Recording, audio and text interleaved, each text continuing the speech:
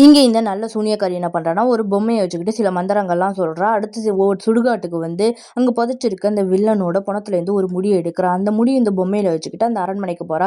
அந்த அரண்மனையில அந்த வில்லன் என்ன பண்றான்னா, ஏற்கனவே நெறைய ஆத்மாக்கள சிறைப்பிடிச்சு வச்சிருக்கான். இப்ப இவன அழிக்கிறதுக்காக அந்த பொம்மைய எடுத்து அந்த ட்ரீம் கேச்சர்ல வைக்கும்போது, இந்த வில்லனோட ஆத்மா இந்த சூனியக்காரியும் சாகடிச்சிடுது. இப்ப ஹீரோ என்ன பண்றான்னா, தன்னை வீட்டு கிணத்துல தண்ணி அடைச்சுக்கிட்டு இருக்கான். அப்ப அந்த ட்ரீம் கேச்சர் இருக்குல்ல, அதுவும் சேர்ந்து வந்துடுது. அந்த ட்ரீம் கேச்சர் பார்த்தவன் அதுலேருந்து ஒரு இறக புடுங்கி எடுத்துடுறான்.